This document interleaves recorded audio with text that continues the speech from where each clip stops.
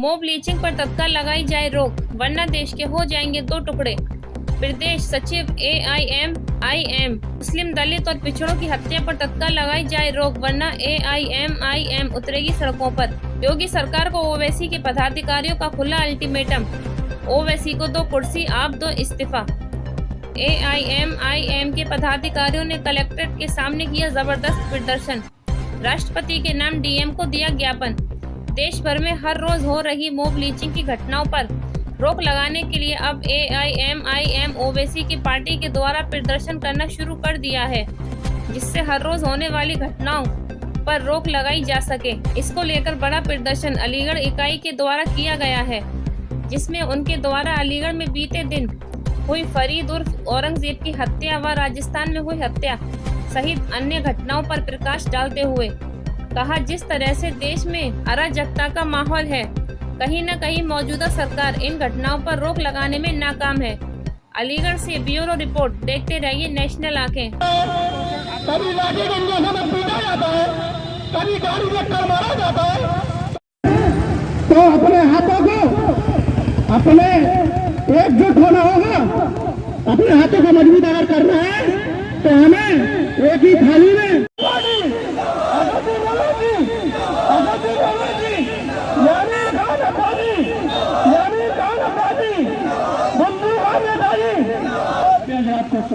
किस चीज़ की आप क्या घटना दे रहे हैं, क्या डिमांड है? आज क्या पूरे उत्तर प्रदेश में आज हमारी पार्टी की तरफ से जो आज्ञा हुई है, सबका धरना चल रहा है। सारे जिलों में धरने चल रहे हैं, इसीलिए चल रहे हैं। आप बखूबी सारे जर्नलिस्ट जानकार हैं कि मुसलमानों के साथ दुरुपयोग किया जा रहा है, दो तरह का व्यवहार किया जा रहा है। जहाँ पर दाढ़ी टोपी देखते पकड़ लिया जाता है, ना उसके यतीम बच्चों की कोई परवाह है इनको, ना उसकी बेवा बीवी की कोई परवाह है। घर में बेचारी बुजुर्ग महिला माँ के रूप में रह गई, ना उसको कोई खाने पिलाने की परवाह है, बस उठा के सड़क पे हत्या कर देते हैं और बेरहमी के साथ मारा जाता है, तड़प तड़प के जान देता है, जैसे कि हम CC कैमरे की टीवियों को देख रहे हैं। तो मैं आपके माध्यम से कहना चाहता हूँ इस देश के प्रधानमंत्री और मुख्यमंत्री जी से, क्या आपकी आंखों की रोशनी चली जाती है उस टाइम जब टीवी पर ये चीज़ चलती है, आपको दिखाई नहीं देता? क्या आपका कलेजा फटता नहीं, आपका दिल दहलता नहीं? किसी के बेटे को मार दिया गया, किसी के शोहर को मार दिया गया, किसी के बाप को मार दिया गया, आखिर उसने क्या कसूर किया था? तुम्हारे कानून का उल्लंघन किया था? कहीं तो आप ये कहते हो कि मुसलमान कानून का उल्लंघन करता है। वो अभी हमारा अलीगढ़ के अंदर रोटी रात में पका के आ रहा था, क्या उल्लंघन किया उसने? आपको गाली बकी है, आपने औरंगजेब ने क्या किया? आप उसको भी मार रहे हैं। हमारे उलमा कुछ कहते हैं तो आप उसको भी अंदर डाल रहे हैं। तो हम समझ चुके हैं योगी जी, आप बदले की भावना में काम कर रहे हैं। आपको मुसलमान से नफरत नहीं है, आपको दाढ़ी टोपी और मुसलमान उससे नफरत है जो सिस्टम की जानकारी रखता है, जो सिस्टम की जानकारी करता है, उसको उठा के जेल भेज देते हो। आपने मेरे को भी जेल भेजवा दिया, 17 दिन कटा दी, तो क्या मैं बाहर नहीं आया? और मैं कुर्बानी के लिए तैयार हूँ योगी जी, मोदी जी, क्योंकि कुर्बानी देनी पड़ेगी। मैंने अपना पूरा काम कर लिया, मैं इस कौम के लिए गोली खाने के लिए तैयार हूँ, मगर सीने पे चलवाना है योगी जी, मॉब लीचिंग मेरी कराना है, सीने पे चलवाना, तब मैं आपको मर्द जानूंगा। आपने तिराही कर दिया, मुसलमान की बहन बेटियाँ आंसू सूख गए, बच्चे बगैर दूध के भूखे मर रहे हैं, कमाने वाला नहीं है। एक तो आपने रोजगार खत्म कर दिया, कमाने लायक नहीं छोड़ा, उसके ऊपर से आप मॉब लिंचिंग का नाम देकर बकरे के गोश्त को गाय का बताकर, अरे हमारे तो कानून में भी है, इस्लाम में नबी करीम सल्लल्लाहु अलैहि वसल्लम ने फरमाया कि जिस देश में जो कानून लागू हो उसको मानना चाहिए, जो ना माने हम में से नहीं। योगी जी, हम तो अल्लाह के रसूल सल्लल्लाहु अलैहि वसल्लम के फॉलोवर हैं, हमारे यहाँ तो नफरत सिखाई नहीं जाती।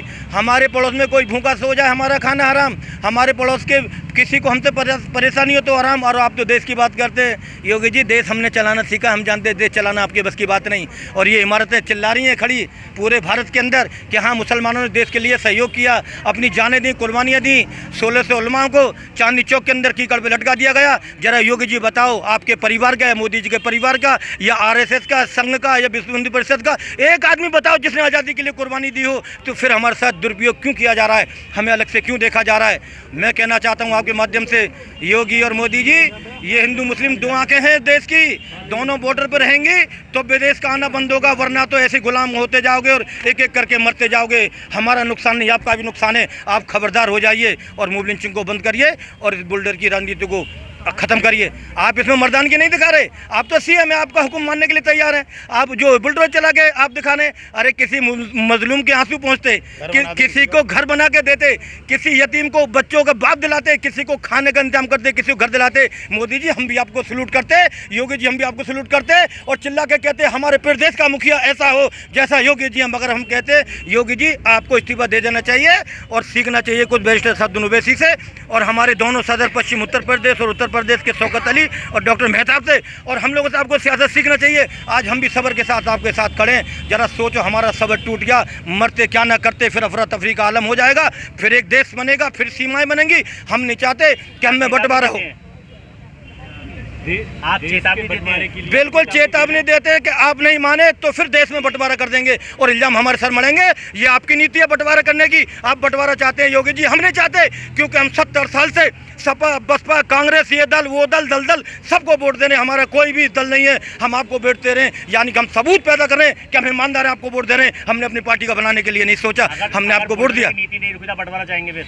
बुलडोजर की नीति नहीं रुकी तो हम क्या चाहेंगे? पब्लिक खुद आ जाएगी। जो लोग परेशान हैं, कुर्मी, पुनीर, दलित और मुसलमान, मिला के देश के बंटवारे की अगुवाई आप करेंगे?